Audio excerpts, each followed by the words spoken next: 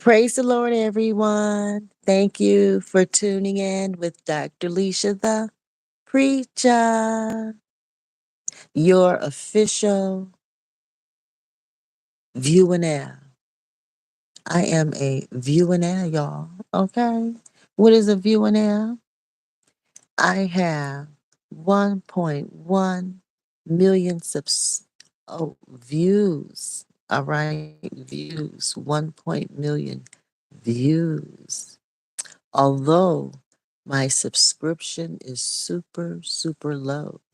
So please click like and hit that subscribe button.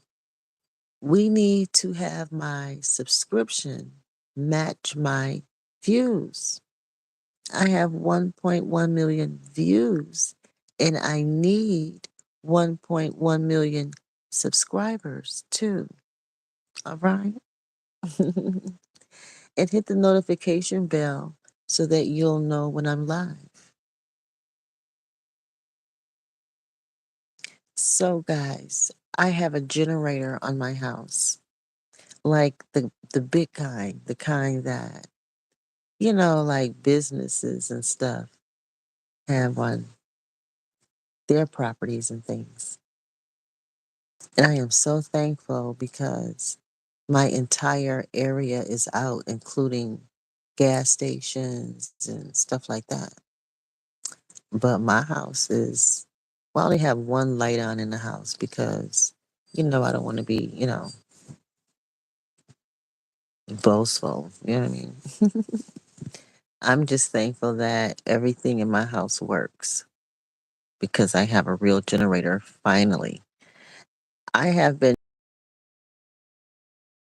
years attached to my house as early as, let's see, like the early 2000s. The early 2000s, any home that I purchased and lived in with my family had a generator.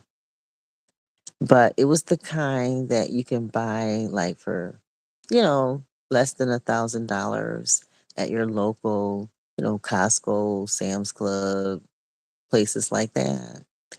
And even probably Walmart. So generators are very awesome. Hello. Hi. Click like, subscribe, hit the notification bell. Welcome to Dr. Leisha the Preacher's show, my channel. Thank you for coming. But yeah, if you have a family or you're a homeowner at all and it's your primary resident, I highly recommend having a generator. Even if it's the small kind that you have to pour gasoline in to get it to work kind of thing.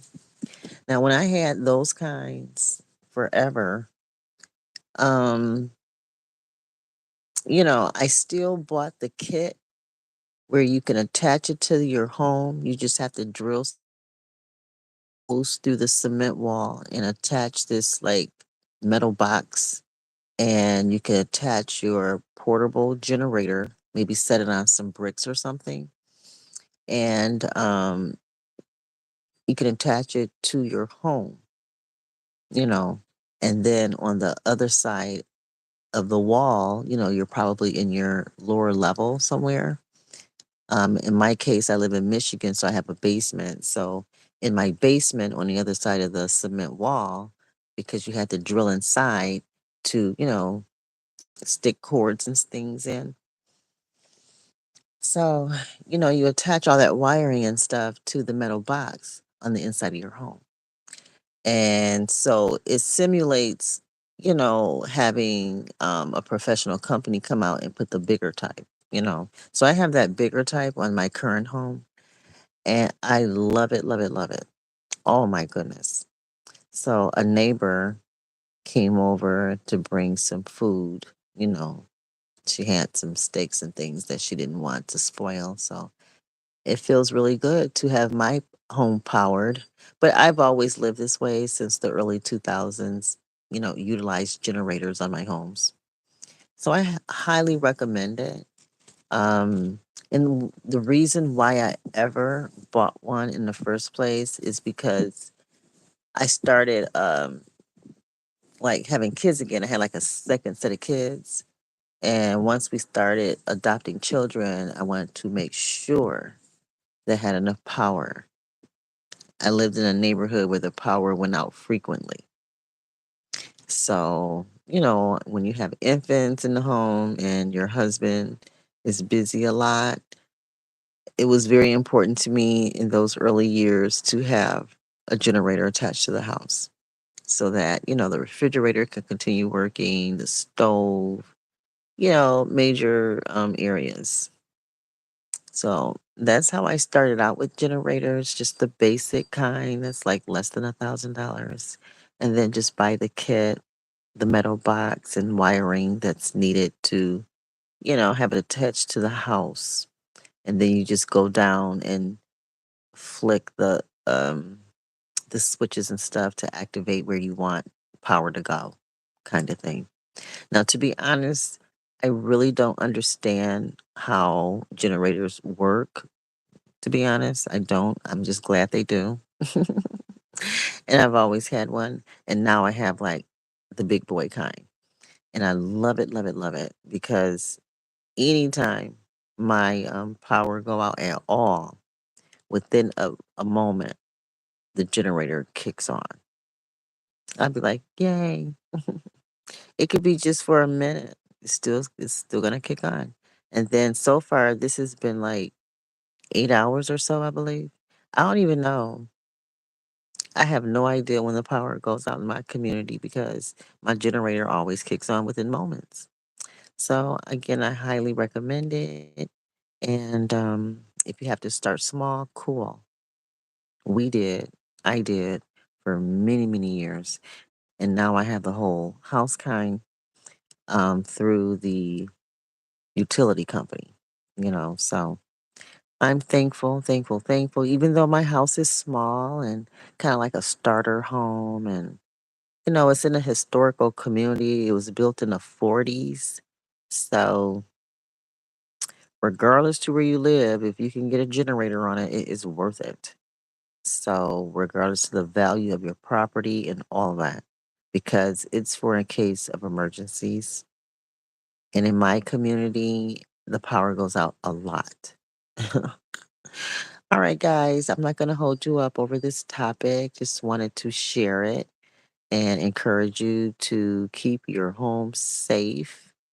There are things that I need to beef up in my home, like making sure that the carbon monoxide detectors are, in the home, and just making sure that, I'm really horrible at fire detectors. I hate using those.